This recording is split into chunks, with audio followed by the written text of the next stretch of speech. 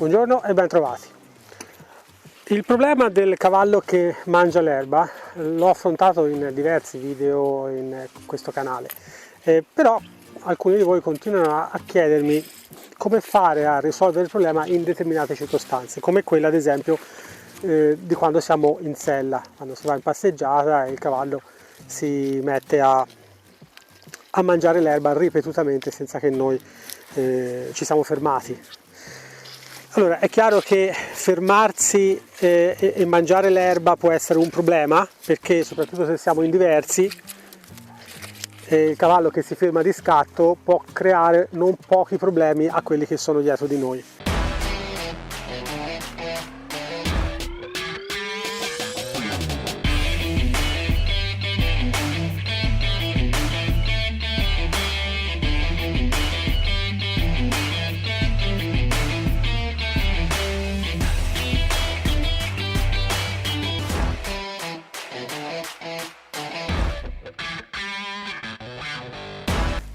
Ho preso lui oggi come esempio, voi non lo conoscete, chi mi segue sul canale, perché lui è Nilo, è tanti anni che è qui con noi, è di un nostro carissimo amico e ho preso lui come esempio perché, come sapete, i lavelliniesi sono particolarmente golosi e sono particolarmente tendenti a mangiare l'erba anche in passeggiata e quindi chiaramente è un bel esempio.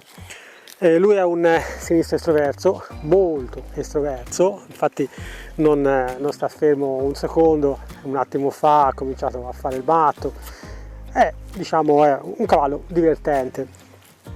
E la questione è come faccio io a insegnargli qualche cosa che poi posso utilizzare quando sono in sella per evitare che lui si metta a mangiare continuamente l'erba quando sono passeggiati. Si diceva può essere un problema perché se ci si ferma di scatto quando siamo passeggiati il cavallo arriva da dietro, il cavallo che arriva da dietro potrebbe urtarci, allora magari poi il nostro calcia, insomma, eccetera eccetera, tanto le sappiamo tutte queste storie qua.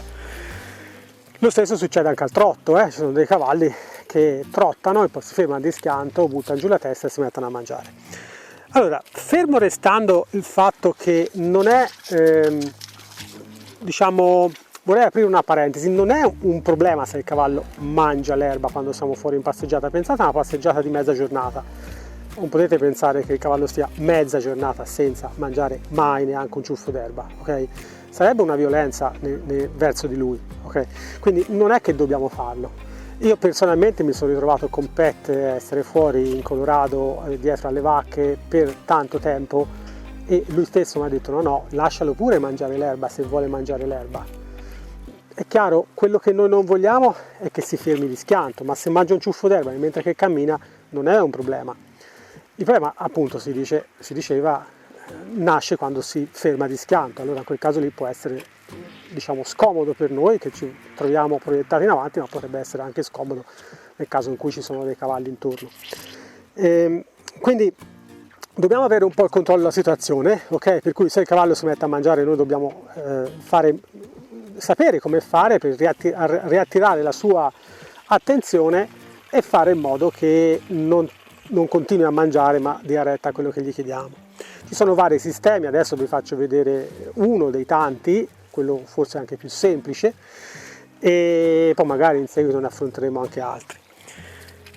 Come vedete lui si pesta ripetutamente la corda, ma non è un problema. Chi è abituato a seguirmi su questo canale sa che i cavalli che vengono addestrati attraverso il metodo Parelli non hanno assolutamente paura di nessuna corda tra le gambe o intorno a loro o di fronte o dietro, per cui non rimanete meravigliati di questo. Se magari è la prima volta che guardate questi video qui, andate a vedere anche gli altri che ci sono sul canale, ce ne sono più di 200 sono ad oggi, quindi avete la possibilità di istruirvi un po' su quello che è il programma Parelli e su quello che possiamo fare attraverso questo programma. Quindi com'è che posso fare a risolvere il problema del cavallo che mangia l'erba? Bene, avete visto in altri video che io posso mandare indietro il posteriore, prendere la sua attenzione, creare scomodità, mandarlo indietro, eccetera eccetera, ma c'è anche un altro sistema, perché quei sistemi lì da applicare in sella non sono facili. C'è un altro sistema. Io qui in questa zona qua, una zona abbastanza sensibile del cavallo, però è protetta da questa parte qua dell'attacco della criniera, quindi non sul garrese, ma qui davanti posso toccare anche abbastanza forte senza grossi problemi, e senza, è più un disturbo che gli creo, ma non è un fastidio vero e proprio. Com'è che faccio? Faccio poco, gli chiedo giusto per richiamare la sua attenzione, faccio poco, faccio così, fase 1, fase 2 un po' di più, ok, bravo. Lui si è alzato e ha cominciato a camminare perché è estroverso. Se non fosse stato estroverso probabilmente sarebbe fermato. Ha ributtato giù la testa, io di nuovo tocco per appunto, tocco un po' di più e lui alza la testa, bravissimo, di nuovo tocco e lui alza la testa. Vedete, cioè lui lo sa già quello che succede se non alza la testa, è che io continuo ad andare su e eventualmente posso toccare anche abbastanza forte. Forte non vuol dire che gli devo far male, però deve essere qualcosa che lui dice wow, aspetta un attimo, che sta succedendo, ok? Qui davanti, non sul garrese, qui in questo punto qua, che qui non succede nulla se toccate, perché c'è la parte dell'attaccatura della criniera che è callo per il cavallo, ok? Potete usare anche una bandierina. Se il cavallo per esempio vi fa andare troppo su di fase, potete usare una bandierina attaccata o un sacchetto di plastica attaccato in cima allo stick, che diventa molto più evidente, quindi con meno energia riuscite a ottenere lo stesso risultato. Vedete? Quindi cosa faccio io? Fase 1 tocca per appunto, fase 2 tocco un po' di più, fase 3 tocco un po' di più, fase 4 tocco. Avete visto? Bravo, sì, è stato bravissimo Nilo. Però la prossima volta pensaci quando tocco lì sopra, Bravo Ciccio. Ok? Questo è. Fase 4 deve essere efficace. Avete visto come è saltato lui? Ah, grazie. Appena ho toccato lui ha tirato sulla testa. Bravo. Bravo, sei stato molto bravo. Cosa succede se uno è bravo? Se uno è bravo prende il premio, però poi lo fai cascare il premio, che è meglio che mangiare l'erba, vero? Avete visto? Ho fatto una progressione, però poi dopo sono diventato molto chiaro nei suoi confronti. Ho detto no, quando ti tocco lì devi alzare la testa, ehi, quando ti tocco qui devi alzare la testa. Grazie Nilo, grazie.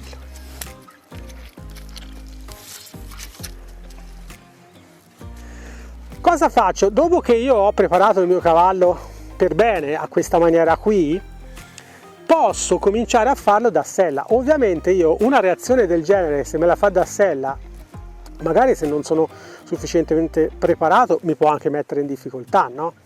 È per questo che io prima glielo insegno da terra, perché lui una volta che sa che questo è il segnale per tirare sulla testa e l'ho preparato per bene, quindi con più ripetizioni a questa maniera qui come sto facendo ora, da sella non mi andrà più in una iperreazione come ha fatto ora, ok?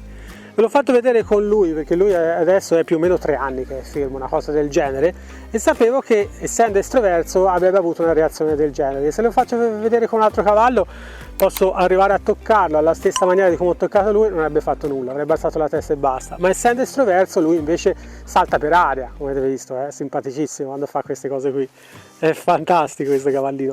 Però dovete rendervi conto che quando io dico che fase 4 è quella che è efficace, non è qualcosa che assomiglia un po', ma poverino, aspetta, lo carezzo un pochino, lo tocco un pochino. No, fase 4 è fase 4, non c'è una via di mezzo. La via di mezzo è quando io tocca per appunto, questa è la via di mezzo. Ma perché io voglio toccare per appunto? Questa è fase 1, fase 2 di più, fase 3 ancora di più, fase 4 l'avete visto. Ma perché io voglio toccare pochino? Perché poi la stessa cosa la farò quando sono in sella. Quando sono in sella sul cavallo, che magari non sono con che non sono con lo stick in mano, o che per qualche motivo lui si è messo a mangiare, bravo, sì, no, ma non te lo do. Te vuoi qualcosa, lo so. No, adesso no. Dopo, se ti comporti bene, te lo do. Bravo, Ciccio, bravo. Ora lui aspetta un premio perché sono salito. E lui aspetta sempre un premio. Ogni scusa è buona per aspettare un premio. I Velignesi sono fantastici. Vedete, adesso lui sta mangiando. Io non voglio toccarlo come ho fatto prima, ok? Allora cosa faccio? Lo tocca per appunto. E lui alza la testa. Avete visto? È semplice. Quando voi gli insegnate le cose nella maniera chiara, nella maniera giusta, vedete che non avete più problemi poi. Chiaro, ora lui ritorna sempre giù perché dice: ma che si sta a fare qui? Stiamo fermi o andiamo da qualche parte, o se no io mi rimetto a mangiare, no? Avete visto? Allora cosa faccio io? Quando gli chiedo che mi dia la testa, grazie, poi dopo lo faccio muovere un pochino, e lo rimetto lì fermo. No, non si mangia. Ah, ok. Allora io ti tocco. Bravo, visto cosa ha fatto lui? Ha tirato via la corda di mano perché voleva andare a mangiare, come ha fatto ora, però al momento che io tocco lui dice: ah no, devo ritirare subito sulla testa. Cioè ho inserito un automatismo nella sua testa, e questo lo posso rafforzare ovviamente utilizzando il premio. Vedete, io non voglio litigare, lui mi tira giù la testa e gli dico: bene, però lo sai che succede? Ah, bravo, lo sai cosa succede? Bravissimo. Bravo Ciccio. Vieni qua. Eccolo là. Eccolo qua. E lui ritira giù di nuovo la testa. E io di nuovo gli dico: ehi bimbo, bravo. Forse si riesce anche a prendere il premio. Vedete quanto poco tocco? Perché prima ho fatto una fase 4 importante. E lui dice: no, ok, bimbo, oh, avete visto? Bravo Ciccio. E questo funziona sia da terra che da sella. È uno dei sistemi più semplici per insegnargli che deve alzare la testa quando glielo chiediamo, senza utilizzare sistemi strani, senza utilizzare speroni o cavolate varie. È la cosa più semplice. Voi insegnate al vostro cavallo a rispondere proprio al minimo dettaglio. 500 anni fa Leonardo da Vinci diceva: i dettagli fanno la perfezione, ma la perfezione non è un dettaglio. Quindi se voi insegnate a rispondere in fase 1, poi dopo non avete più bisogno dello stick, basta che toccate con la mano. Ma per insegnare a rispondere in fase 1 dovete fare fase 2, fase 3 e poi eventualmente fase 4, come avete visto prima. Spero che di avervi dato un'altra cartuccia da sparare nel vostro cinturone delle esperienze, in modo che la prossima volta che trovate un cavallo che ha queste problematiche qui lo sappiate affrontare un pochino meglio. Ma mi raccomando, prima insegnatelo da terra come ho fatto io, perché quello che lui ha fatto di saltare per aria come un gambero lo può fare anche con voi sopra se non l'avete preparato, e quindi non volete che succeda. Semplice, no? Provate, fatemi sapere nei commenti come va, e mi raccomando, mettete sempre la sicurezza prima di ogni altra cosa. Andare a cavallo è un divertimento, e deve essere un divertimento per noi, anche per il nostro cavallo, quindi non vogliamo farci male. Ci vediamo al prossimo video. I met him on a sunny day in late July, and everything turned upside down. I almost lost track of time as weeks went by. I couldn't get him off my mind. I told him I want that great love, like standing in the middle of a bonfire. You don't know how you got there, but you hold tight, knowing that you can't get burned.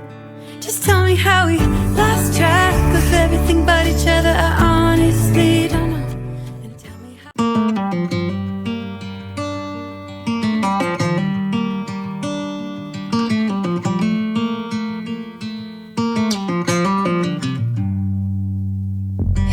Back to to what used to be home. Passing by those little towns I know so well, stopping for gas and then I'm behind the wheel again.